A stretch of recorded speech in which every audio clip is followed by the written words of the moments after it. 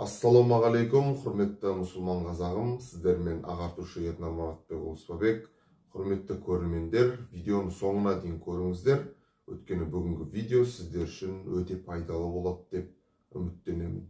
Бүгінгі видеода жалпы мен өзімнің инвестициядағы қателіктерім жөнінде бөлісемін, тәжірибеммен және де содан келіп шыққан қорытынды стратегиямды сіздермен бөлісіп, сіздерге пайдалы болуға барынша тырысамын.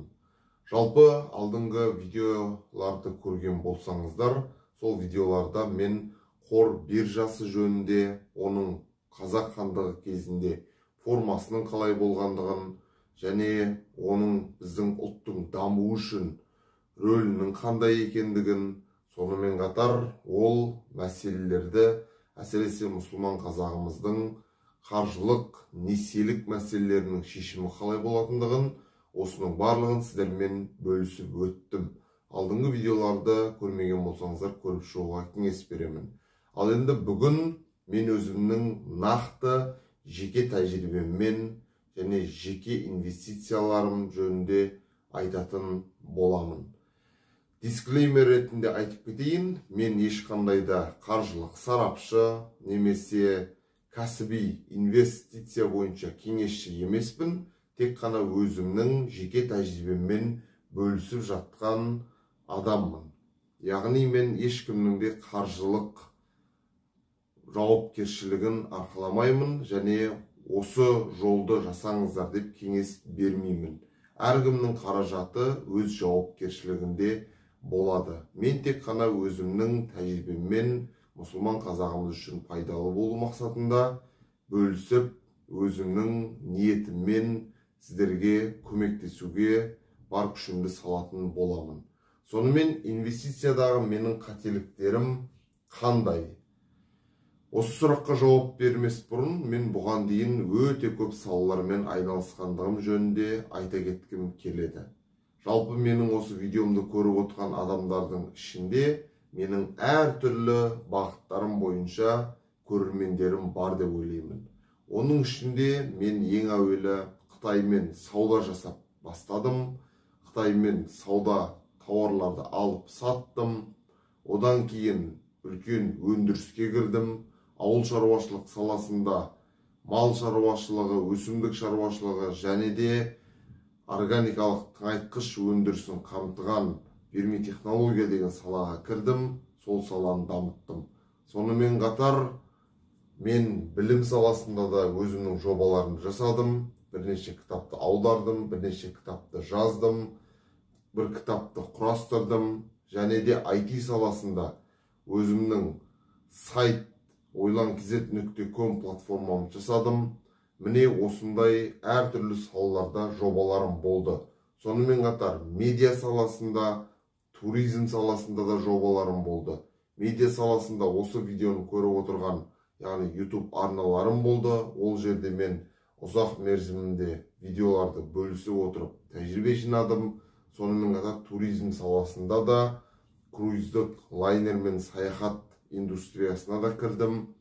Бір сөзбен айтқанда, менде осы соңғы 5-6 жылдың ішінде үлкен тәжірибе жинақталды. Енді осы тәжірибенің барлығын мен сіздермен бөлісетін боламын және сол жердегі әсіресе қателіктеріммен бөлісетін боламын. Енді мен инвестициядағы ең басты қателіктерім қандай болды, сол жөнінде айтып өтейін. Жалпы инвестициядағы менің ең басты қателіктерімнің бірі ол жылдам қаржы тауып, жылдам тез арада байып кетуге деген ұмтылыс болды. Бұл өте үлкен қателік. Менен кейінгі іні қарындастарым, яғни менен жастар көріп отырған болса, мен сіздерге 100% кепілдік беремін. Жылдам байып кету деген ол мүлде мүмкін емес.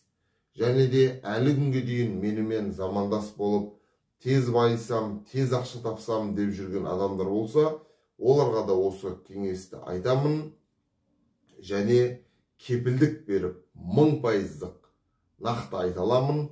Жылдам байып кету деген мүлде мүмкін емес. Егер кімде-кім осы кеңестерімді тыңдамай немесе өзі туры кезіндегі мен сияқты өзім білімдікке салып жасайтын болса, өз таңдауы өзінде. Туры мен қалай қателестім, жаңағы қателіктерінің барлығы менің осы қателікті жасауымнан шығып тұр. Яғни мен жылдам тез ақша табам, тез байымын деген әрекеттерімнің салдары ол түптің түбінде менің ең үлкен қателігіме алып келген жағдай болды. Сол себепті жылдам тез деген нәрсеге мүлде ұмтылудың қажеті жоқ. Менен үлкен, менің біліміме, тәжірибеме сеніп көріп отқан жандар болса, аға әпкелер болса, оларға да айтқым келеді. Егер білім болмаса, тәжірибе болмаса, сіздерге де жылдам баю, тез көтеріліп кету, үлкен ақша тауып кету деген мүмкін емес екендігін айтқым келеді. Ол өмірдің заңдылықтарына қайшы. Сол себепті менің ең үлкен қателігім инвестиция жасаудағы ол осы жылдам байым, жылдам көтерілем деген осындай мақсаттар. Бұл қателіктің салдары неге алып келді дейтін болсаңыздар, ол бірнеше миллион ақшамны жоғалтуыма менің алып келді. Яғни өзімнің көптеген инвестицияларым болса, сол инвестициялардың ішінде мен кооперативке ақша құйдым, мен басқа да туризм бағыттарында, сонымен қатар білім саласында жобаларымда, басқа да медиа саласында жобаларда қаржыларымды жоғалттым. Тек қана қаржы емес, энергиямды, уақытымды жұмсап, мен үлкен қателіктерге бой алдырдым. Бұның барлығы да сол тез жылдам баю, тез көтерілу деген осындай адамның нәпсісінен келіп туындайтын нәрселер. Яғни адам жылдам байымын, жылдам көтерілемін деген кезде ол адам бір салада тыңғылықты соңына дейін айналса алмайды. Ол сол салада жүреді де, нәтиже шықпағаннан кейін табандылық танытпай екінші бір салаға ауысып кетеді. Ол жерде біраз көреді, былай жасайды, болмаса үшінші салаға ауысып кетеді. Міне бұл менің өте үлкен қателіктерімнің бірі. Әрине менің өзімнің бақылауымнан тыс жағдайларда орын алмады емес, орын алды. Әсіресе 2020 жылы мәселен пандемия болды, бұл бүкіл әлемдік дағдарыс. 2022 жылы Ресей-Украина соғысы болды. Бұл да кәсібіме, менің ауыл шаруашылығы, әсіресе верми технология саласындағы кәсібіме әсер еткен үлкен дағдарыс болды. Қазақстандағы қаңтар оқиғалары, міне осындай үлкен әлемдік және қазақстандық деңгейдегі түрлі дағдарыстар өз әсерін берді. Дегенмен мен олардың барлығына сілтеп, солар кінәлі, мен бәрін дұрыс жасадым деп айтудан аулақпын. Менің қателіктерім олардың сыртқы факторлардан да асып түседі. Өйткені мен сол саланың қателіктерімді толықтыра отырып, ары қарай дамытпай, әртүрлі салаға көп секіріп отырдым. Бұл менің үлкен қателіктерімнің бірі. Одан бөлек қателіктеріме тағы бір жатқызатын болсам, жалпы адам өзінің бейініне сай нәрсені жасау керек екен. Мәселен, мына тұрған икигай деген сіздердің назарларыңыздағы көрнекілікті айтатын болсақ, бұны мен неге іліп қойғам, және мен бұған күн сайын өзімде қарап отырамын. Бұның ең маңызды тұсы сол, адам өзінің икигайын табу керек. Икигай дегеніміз өмірдің мәні. Яғни адам өзінің жақсы көретін ісімен айналысу керек. Мен осыны таптым, ол білім бөлісу және сонымен қатар нақты компанияларға инвестиция жасау. Яғни мен осы өзімнің сүйікті ісімді тапқанға дейін өте көп қателестім. Әсіресе мен өзім бизнес жасап, соны қоғамдық компанияға айналдырамын деп, сол бағытта жүріп, үлкен энергия шығындап, уақыт шығындап, қаржымды шығындап, осылай қателіктерге бой алдырдым. Бірақ мен енді түсініп отырмын, менің бейімім негізінен бизнесмен, кәсіпкерлік емес, инвестициялық жол екен. Және де бұл жолдың артықшылығы сол, бұл жолда сабырлықпен асықпай қимыл әрекет жасау нәтижеге алып келеді.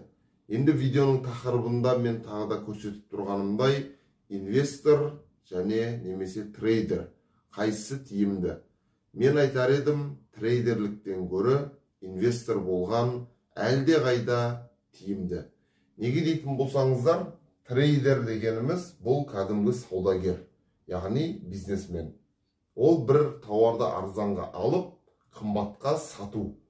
Ол сіз нәски алып сатасыз ба, немесе нан арзанға алып 120-дан алып 140-қа сатасыз ба, немесе басқа бір тауарды кітап алып сатасыз ба, көлік алып сатасыз ба.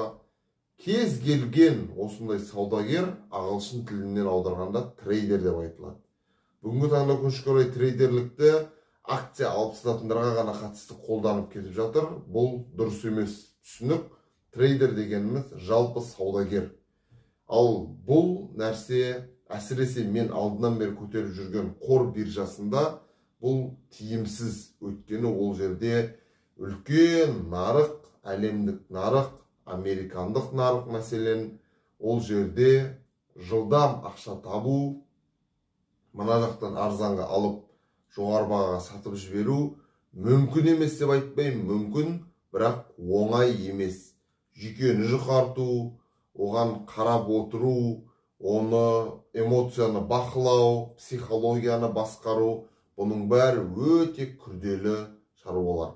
Одан гөрі мен тәжірибеме, біліміме сүйене отырып айтқым келетіні, қаржы сізде бар, айлығыңыз бар, содан бір бөлігін инвестиция жасау арқылы, алдыңғы видеомда да айтқандай, сіздер акциялардың құнының өсуінен ақша тапсаңыздар, сол өте тиімді.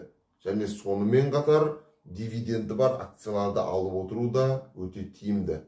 Бұның барлығын мен өз тәжірибеме сүйеніп айтып отырмын. Бұл инвестициялық кеңес, осыны алсаңыздар, сіздер байып кетесіздер деген нәрсе емес. Тағы да ескерткім келеді. Енді мен өзімнің қателіктерімді айттым, және соған орай инвестициялық стратегиям менің бұл ұзақ мерзімді инвестор болу. Енді осы тұрғыдан мен алдағы видеоларымда сіздерге көрсетіп отыратын боламын, қандай Америка қор биржасында NASDAQ, Нью-Йорк, сонымен қатар Қытайда Гонконг қор биржасында, Ұлыбританияда Лондон қор биржасында, Еуроодақтағы Франкфурт, Амстердам секілді, жалпы атауы Euronext дейді, сол жердегі қор биржаларда қалай инвестиция жасау керек, соны сіздермен бөлісетін боламын. Ал бүгінге жалпы менің біліммен бөлісуге мақсат еткен тақырып осы, яғни инвестициядағы қателіктерімді айттым, сонымен қатар өзімнің содан келіп шыққан стратегиямды айтып өттім. Және енді алдағы уақытта сол нақты инвестиция саласында мен өзімнің жүріп өтетін жолымды сіздерге көрсетіп, сіздермен мұсылман қазағыма пайдалы болу үшін, иншалла, бөлісіп отыратын боламын. Сіздерге бүгінгі видео пайдалы болды деген үміттемін. Пайдалы болған болса, түсінікті болған болса, лүпіл басыңыздар, видеоны бөлісіңіздер, арнаға жазылмаған болсаңыздар, жазыла кетуді ұмытпаңыздар. Ал егер түсінбей қалған жерлеріңіз болса, сұрақ қылып қойыңыздар, пікірлеріңізді білдіре кетуді ұмытпаңыздар. Мен міндетті түрде оқимын, әрбіріңізге өз білімім жеткенше түсіндіріп, біліммен бөлісіп, сұрақтарыңызға жауап беруге тырысамын. Сіздермен бірге болған ағартушы Ернар Маратбекұлы Ұстабек, алдағы уақытта биіктерді бірге бағындырамыз деп үміттенемін. Ол үшін мен біліммен бөлістім. Сіздер де осы видеоны ары қарай мұсылман қандастарымызбен, қазағымызбен бөлісе отырыңыздар. Ассаламу алейкум ва рахматуллахи ва баракатух.